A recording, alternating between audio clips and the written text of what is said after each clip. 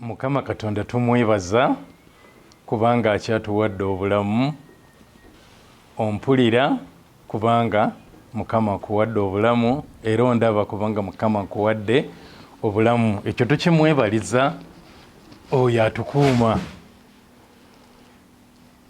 Mukama atuwadde nate okweyongera okubeera nga tuyiga ku kyokuyigako kyaffe ekigamba nti okutuukiriza ekigendererwa kya Katonda eri obulamu bwo. Bwe nali nga ntandika okuyigiriza nabagamba nti tusobola okukozesa ebigambo ebitali bimu naye nga tutegeeza ekintu kyekimu, ekigendererwa kya Katonda eri obulamu bwo, oba tuyinza okukiyita mu ngeri endala nga bwe tunaakiraba, nkozesa ebigambo nga 3 nga ntegeeza ekyo Katonda kyakulinako. Neebaza abo bonna abagoberera nga gwe okuva lwe twatandika ng'oyoze ng'okyatugoberera, weebale nnyo okutugoberera. Waliwo ekindaga nti nno mugoberera, kyekyokubeera nti ate eriyo abantu abamu abampeereza obubaka ku WhatsApp yange ne baŋŋamba ate nga nze ekitundu ekyokubiri saakifuna, ate nga nze ekitundu ekyokusatu saakifuna, ne leero eriyaŋŋambye naye kati nina ekitundu eky'omukaaga naye ekyokutaano ate nga saakifuna. Kuva kasookedde tutandika kuyiga, kati tuli mu kitundu, twakayiga ebitundu 6. Olwaleero lwe ŋŋenda okubeera nga njogera ekyomusanvu. Naye kyenjagala okubategeeza mmwe mwenna abagoberera, nga oyagala okugoberera nga toyagala kusubwa kitundu kyonna, bw'obeera ng'ogenze ku YouTube waliwo akagambo ako kabagamba nti subscribe, oba oluusi kubeerako akadde naye ne bw'okabeera nga kadde tekaliiko n'ogenda ku kagambo ako. Akagambo ako bw'obeera nga okasonzeemu kasobola okuggulawo akadde. Akadde ako bwe kajja kaba kamyufu, akadde ako kasongemu kakoonemu. Bw'onooba okakoonyeemu kitegeeza nti olwo buli lwe naddangamu okuyigiriza obubaka bwe naabanga njigiriza bujja kujjanga butereevu, obulabe bujja kwereetanga ku ssimu yo gwe yandabira ku ssimu, oba gujja kwereetanga ku kyonna kwondabira kasita obeera ng'osubscribinze. Naye nga mbadde ndaba nti abantu abasinga tebannaba kukimanya nga balinda mbaweereze, naye nnyinza obutasobola kuweereza buli omu kubanga bw'otunuulira olwaleero abantu abazze nga bagoberera omusomo guno nga bagulaba, ekitundu ekisooka kyokka abantu abazze nga mukiraba mugenda kuweera 3,000. Kaakati sisobola kuweereza abantu 3,000 buli omu ne muweereza ku ssimu ye, kinkaluubiriza. Naye tusobola buli omu okuyamba munne ne munnyamba, n'obeera nga gwe kennyini okoona mu kantu ako akagamba nti subscribe oba mukadde, n'okoona mukadde. Bw'okakoonamu yo okuyigiriza kunge kujjanga kujja buzzi ku ssimu yo, ne bwe mba sikukuweereza osobole okugoberera bino. Ate n'ekirala, abo abalaba era ne basindikirako ne bannaabwe nabo basobole okulaba, nammwe mbeebaza nti waliwo abamu bendaba nga bagoberera okuyigiriza kuno naye nga tesibamanyi na kubamanya nga kitegeeza ki, nti waliwo abaalaba okuyigiriza kwange ne bakuweereza eri abalala, kwe kusobola okuba nti n'abalala kati bakufuna. Kati bw'obeerayo omuntu gw'omanyi nti asobola okuganyulwa mu bino bye tuyiga, osobola naye okumusindikira ate n'omugamba naye okubeera nga anyiga akadde ako, tusobole okubeera nga tugendera wamu mu misomo gino, abamu baleme kusigalira mabega. Tuyiga ku kutuukiriza ekigendererwa kya Katonda eri obulamu bwo. Bwe twali tutandika twalaba nti buli omu ku ffe alina ekigendererwa kya Katonda kyateekeddwa okutuukiriza. Buli omu ku ffe wajja ku nsi kuno, Katonda yakuleeta ku nsi kuno si lwa nsobi, naye wajjako olw'ekigendererwa kya Katonda kye yayagala otuukirize. Kati buli omu ku ffe alina ekigendererwa kya Katonda kyateekeddwa okubeera ng'atuukiriza.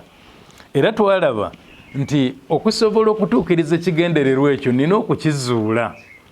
Abamu mubadde mumpeereza ebibuuzo ng'ogamba naye kakati nze nzuula ntya ekigendererwa kya Katonda eri obulamu bwange? Tujja kukituukako. Nkyali ku nnyingo esooka, naye mu nnyingo ey'okubiri ngenda kulambulula bulungi nnyo kikwanguyira kitya si kizibu naye kikwanguyira kitya okusobola okuzuula ekigendebwa kya Katonda eri obulamu bwo. Tujja kukirambulula mugumiikirizeemuko tujja kutuukayo eyo. Naye kati tukyali Katonda akaga nti buli omu ku ffe alina ekigendebwa kya Katonda kyateekeddwa okubeera ng'atuukiriza mu bulamu buno Mukama kye yakuteerawo okubeera ng'otuukiriza. Kakati ntuuse Katonda ak'omusanvu. Omulundi ogwaggwa nayogera ku Katonda yakuyita osobole okutuukiriza ekigendererwa kye eri obulamu bwo. Kati ngenda kwogera ku kigamba nti ate era Katonda yakulonda, teyakoma kukuyita buyisi, naye ate bwe yamala okukuyita ate era n'akulonda. Kati Katonda yakulonda otuukirize ekigendererwa kye eri obulamu bwo. Abamu ku ffe tumaliriza nga tetwawula kuyitibwa na kulondebwa, naye nga Bayibuli ebyawula okuyitibwa n'okulondebwa. Ngenda kukozesa ekyokulabirako ekya bulijjo nga kye nakozesaako omulundi ogwayita okulaga okuyitibwa n'okulondebwa. Bw'otegeera ekyokulabirako ekyo kijja kuyamba okumanya ebirala bye naayigiriza. Nagamba nti senga omuntu akuyita ku mukolo, akuweereza obubaka oba ku ssimu oba akuweereza kaadi oba kutumira omuntu n'agamba tukuyise ku mukolo bwe guti, kati oba oyitiddwa. Naye okuyitibwa okwo oba bakuyise mu bbaluwa kaadi oba bakuyise ku ssimu oba bakuyise ku kirango oba bakutumidde muntu, okuyitibwa okwo tekukola makulu okutuusa nga ggwe afunye obubaka obwo nti mpitiddwa, ng'ofuddeyo n'omanya ekisooka gye bampise lunaku ki, olwo n'oluteeka mu birowoozo byo. Kifo ki gye nnina okulaga, n'okitegeera ssaawa mmeka nti bwe ziti. Kati ate olwo n'otandika okufuba, n'atuukayo ntya. Abamu olina okumaliriza nga kikwetaagisa n'okufuna entambula, oba ogifunyemu ssente ng'ojja kukozesa entambula eya bulijjo, oba okupangisa oba okufuna akutuusayo kugamba otandika okuyiiya, n'atuukayo ntya kubanga ntegedde nti mpitiddwa, era n'omaliriza nga otuuka ku mukolo. Naye bw'otuuka ku mukolo ogwo, bangi ababeera bali ku mukolo ogwo nga bayitiddwa, naye ate oli nannyini mukolo oba bavunaanyizibwa ku mukolo bayinza okumaliriza nga baga nti kakati gwe ojja kutuula wali, n'ono ajja kutuula wano, gwe ku mukolo guno ogenda kuvunaanyizibwa ku kino, ne gundi agenda kuvunaanyizibwa ku kino. Kati nga ffenna tuyitiddwa ng'abangi ne tugenda ku mukolo ne tuteekamu okufuba kwe tufubye ne tutuuka ku mukolo, naye ate nga tuli mu buvunaanyizibwa obwo obw'okutuuka ku mukolo, eri ate okwawulibwamu ne baga nti kati gwe vunaanyizibwa ku kino, kati gwe tuula wano. Muyinza okuba mugenze ne mutuuka ku mukolo naye nga kuliko ebifo nga 5 eby'enjawulo. Abaawuliddwa ne batuula wano, abaawuliddwa ne batuula wali, abaawuliddwa ne batuula wali. Kati okwo kwe kulonda nti nvudde mu kuyitibwa, kati nyingidde mu kulondebwamu. Tuzze abantu 8 nga tuli mu kibinja, tugenze okutuuka awo. Nze nzigiddwamu mu 8 gwe nazze nagwo ne baŋŋamba gojja kutuula wali, ate n'abalala ne babalaga awalala okutuula. Kati nze mba nnondeddwamu mu bali abalala abayitiddwa. Ffenna twayitiddwa naye ate kubeera nga nnondeddwa. Kaakati Mukama Katonda yakulonda lwa kigendererwa. Okulondebwa tugenda kulaba nti kwe kubeera nga Mukama Katonda bw'amala okubeera nga akuyise ate akulambikira naki kyoteekeddwa okutuukiriza, nti ojja kutuukiriza kino, ojja kutuukiriza kino, ojja kutuukiriza kino, nga bwe tugenda okulaba. Nandibadde njogera ku bantu bangi mu byawandiikibwa ku bikwatagana n'okulondebwa, naye olw'okwagala nzikaatiriza ensonga emu nneme kutawaana n'ensonga nnyingi, ngenda kwogera ku muntu omu yekka, Pawulo, okulondebwa kwe nga ekigambo bwe kigamba nti yalondebwa. Naye nga sinagenda ku Pawulo, njagala nsooke nsome ekyawandiikibwa kino, kiri mu Peetero ekyokubiri. Peetero ekyokubiri essuula esooka n'olunyiriri lwa 10. Kyogera ku kuyitibwa ate ne kiteekako n'okulondebwa. Peetero ekyokubiri essuula emu n'olunyiriri lwa 10 kigamba nti kale abooluganda, kye munaavanga mweyongera obweyongezi okufubanga okunyweza okuyitibwa kwammwe n'okulondebwa, kubanga ebyo bwe munaabikolanga temulyesittala n'akatono. Olunyiriri lwogedde ku kuyitibwa ate n'okulondebwa, naye ng'aga nti kye tunaavanga tweyongera okunyweza. Kati ekinyusi mu lunyiriri olwo kiri nti okunyweza, nti okuyitibwa kwange nina okukunyweza ate n'okulondebwa kwange nina nakwo okukunyweza. Okuyitibwa kwo tulabye nti okukunyweza kwe kubeera ng'oteeka mu nkola ekyo kye bakuyisa okukola. Bakuyise genda ku mukolo n'oteekamu buli kyonna ekyetaagisa okulaba nga ku mukolo ogwo obeerayo. Olina n'ebintu byoleka noga bino sijja kubikola kuba obudde obwo nja kuba ku mbaga oba nja kuba mu kwanjula, nayitiddwa ku mukolo, n'oleka ebirala osobole okutuukiriza ekyo, n'otuukiriza okuyitibwa. Naye ate agambye nti tunyweze okuyitibwa kwaffe ate tunyweze n'okulondebwa kwaffe.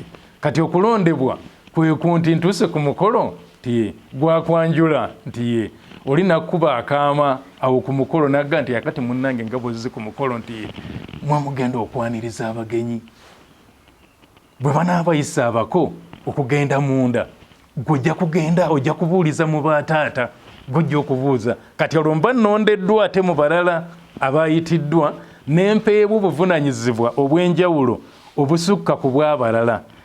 Naye okuyitibwa n'okulondebwa Bayibuli etuga nti byombi tulina okufuba okulaba nga tubinyweza, nga okuyitibwa kwange n'okulondebwa kwange nkufuula okutuukiridde, nga nkufuula okw'ensonga ntya nga nkola ekyo kye mpitiddwa okukola, nga nkola ekyo kye nnondeddwa okukola. Mu bikolwa by'abatume essuula ey'omwenda olunyiriri olw'15 n'olw'16 njagala tutunuulire ku bigambo ebikwatagana ne Pawulo. Olwero nti ngenda kwogera ne Pawulo.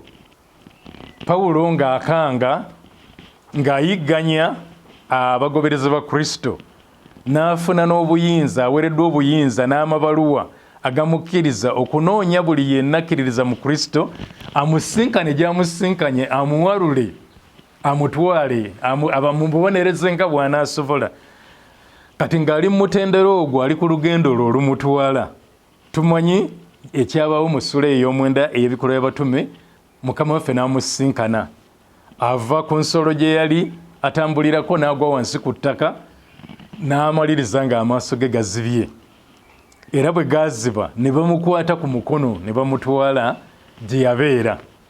Naye tulabayo omuyigirizwa gwe bayita Ananiya, Mukama n'ayogera naye n'amugamba agenda asinkane Pawulo ng'olwakyayitibwa na Sawulo, agenda amusinkane abeeko omulimu gwamukolako, Sawulo asobole okubeera nga alaba, Sawulo asobole okubeera nga afuna okutegeera Katonda kyamuyitidde. Mu bigambo Mukama byeyogera ne Ananiya, ebyasobozesa Ananiya okugenda okusinkana Pawulo gye yali ali, bye bino bye tugenda okusoma mu bikolwa by'abatume essuula ey'omwenda olunyiriri olw'15. Mukama agamba Ananiya, Ananiya yasooka n'atya n'agamba omusajja oyo mmumanyi, ayigganya abakkiririza mu Kristo, kati ŋŋendayo ntya? Naye Mukama n'amuddamu mu lunyiriri olw'15 olugamba nti Mukama waffe n'amugamba nti genda, kubanga oyo kye kikozesebwa ekironde gye ndi. Ekigambo ekiri awo si kye nsomye mu Bayibuli, nkozesezza ekigambo ekikozesebwa olw'ensonga nti abamu ku bagoberera omusomo guno ebigambo ebimu eby'Oluganda bikola amakulu malala gye bali, kyenvudde nkozesa ekigambo ekikozesebwa. Naye Mukama waffe n'amugamba nti genda, kubanga oyo kye kikozesebwa ekironde gye ndi, okutwalanga erinnya lyange mu maaso g'abamawanga ne bakabaka n'abaana ba Isirayiri. Kati nga Katonda agamba Ananiya nti Pawulo kikozesebwa kye yalonda, yalondebwa. Pawulo yalondebwa okubako byatuukiriza, ne byatuukiriza Katonda n'abyogerako n'abirambulula mu ngeri y'esimba nti okutwalanga erinnya lyange mu maaso g'abamawanga okulitwalanga mu maaso g'abakabaka ate n'okulitwalanga eri abaana ba Isirayiri. Olw'16 ne luga nti kubanga ndimulaga ebigambo bwe biri ebingi ebimugwanidde okubonyaabonyezebwa olw'erinnya lyange. Kyali kikozesebwa ekironde. Pawulo yali mulonde, Katonda yamulonda, ne kye yamulondera kwe kubanga atwala erinnya lye mu maaso g'amawanga oba g'abamawanga abatali ba Isirayiri, ne mu maaso g'abakabaka, ne mu maaso ga Isirayiri eri abaana ba Isirayiri. Era n'aga nti mu kubeera nga atwala erinnya lyange eri abamawanga, eri bakabaka n'eri abaana ba Isirayiri, waliwo ebigenda n'okumutuukako, waliwo okubonaabona okugenda okumutuukako oba okubonyaabonyezebwa okugenda okumutuukako. Naye nga kumutuukako lwaki? Kubanga namulonda okutuukiriza ekyo kyalina okutuukiriza. Kati Mukama Katonda yalonda Pawulo ng'era bwe yalonda ggwe nange, naye nga byatulondedde tebifaanagana. Mu kuyitibwa ffenna twayitibwa, naye ate n'atulonda olw'obuvunaanyizibwa butali bumu bwe tulina okubeera nga tutuukiriza, nga n'obuvunaanyizibwa obwo bwasimba, buli specific, bulambikiddwa nti olina okukola kino, olina okukola kino, era olina okukola kino. Kati Pawulo yalondebwa, era mu kulondebwa kwe tugenda kuddamu okulaba nga Pawulo okulondebwa kwe yakukakasa nti nalondebwa lwa kino, nalondebwa kutuukiriza kino. Akyogerako mu Bikolwa by'Abatume essuula ya 22, n'akiddamu mu Bikolwa by'Abatume essuula ya 26 mu ngeri Katonda gye yamulondamu, mu ngeri Katonda gye yamulondamu. Ngenda kubeera nga nnyongera okusoma ebigambo ebikwatagana n'okulondebwa kwa Pawulo ye nga bw'abinyumya mu Bikolwa by'Abatume essuula y'e12, wano wawanvuko okuva ku lunyiriri olw'omukaaga okutuuka ku lw'15, naye awo wonna ayogera ebyamubaako alyoke agwe wansi ng'asisinkanye Mukama waffe, oba nga Mukama waffe amusisinkanye avudde ku nsolo gye yali atambulirako n'agwa wansi, n'alaba ekitangaala nga Mukama Katonda ayogera naye. Mu lunyiriri olw'10 mu ssuula eya 22, kati endala zonna nzirese kubanga obudde bwange njagala mbufunze. Mu lunyiriri olw'10 yawulira eddoboozi nga lyogera naye. Katutandikire kale ku lw'omunaana. Ku lw'omunaana ne lugamba nti nze nenziramu nti gwani Mukama wange, naye naŋŋamba nti nze Yesu Omunnazaaleesi gw'oyigganya ggwe. Olw'10 neŋŋamba nti naakola ntya Mukama wange? Mukama waffe naŋŋamba nti golokoka ogende Damasiko, onoobuulirwa eyo ebigambo byonna by'olagiddwa okukola. Tulaba Yesu amubuuza onjigganyiza ki? Pawulo n'agamba gwani gwe njigganya Mukama wange? Yesu n'amuddamu nti nze Yesu Omunnazaaleesi gwe gw'oyigganya. Naye bw'amala ekyo, Pawulo alina ekibuzo ky'abuuza Mukama waffe, amugamba neŋŋamba nti naakola ntya Mukama wange? Nkole ntya? Kiki kyonjagala okubeera nga nkola, oba kyonjagaza okubeera nga nkukolera? Ez'Olungereza ezimu bwe zityo zivunula zigamba kiki kyonjagaza okubeera nga nkukolera? Kati Mukama waffe n'amuddamu n'amugamba nti agende e Damasiko, agenda kubuulirwa ebigambo byonna byalagiddwa okukolwa. Amakulu nti ebikwatagana n'okulondebwa kwe nga Katonda bw'amulonze kyalina okubeera ng'atuukiriza okuyita mu kulonda Katonda kw'amulonze, kigenda kumutegeezebwa ng'atuuse e Damasiko. Era eyo e Damasiko bw'oba ng'osomye gye tusisinkana omusajja oli Ananiya n'amulonda, Ananiya Katonda n'amutuma n'asobola okugenda okuba ng'ayogera naye ebigambo bye njagala nabyo tubitunuulire. Ananiya n'ajja. Kati ntuuse mu lunyiriri lwa 13, ndi mu Bikolwa by'Abatume 22 olunyiriri lwa 13. N'ajja gye ndi n'ayimirira we ndi, naŋŋamba nti owooluganda Sawulo zibula. Mu kiseera ekyo ne nzibula okumutunuulira. Naŋŋamba nti Katonda wa bajjajjaffe yakulonda dda otegeere ebyo byayagala. Katonda w'abajjajjaffe yakulonda dda otegeere ebyo byayagala. Yamulonda abeereko kyatuukiriza, naye yamulonda akanyiriri kano njagala kembeera mpumbawumbako nti yakulonda dda otegeere byayagala era olabe omutuukirivu oli era owulire eddoboozi eriva mu kamwa ke, kubanga onoobeeranga mujulirwa we eri abantu bonna ow'ebigambo by'olabye ne by'owulidde. Bye byali ebigambo bya Ananiya ng'abitegeeza Pawulo. Amugamba Katonda yakulonda, ate yakulonda dda. Alina kye yakulondera, yakulonda otegeere ebyo byayagala era olabe omutukuvu oli, alabe Mukama waffe Yesu Kristo, era owulire eddoboozi eriva mu kamwa ke. Mukama yatuyita naye ate yatulonda. Yakulonda owooluganda ampuliriza andaba, yakulonda obeeko ne by'otuukiriza ebyesimba nti kino kye njagala okole, kino kye njagala okole, nga bwe nkugambye nti bw'otuuka ku mukolo basobola okubeera nga mu bangi abagaliko ate gwe bakuwadde obuvunaanyizibwa obulala. Kati kwe kulondebwa, n'akulonda n'agamba kino ky'olina okutuukiriza, naye ky'olina okutuukiriza agenda kikulambululira mpola mpola.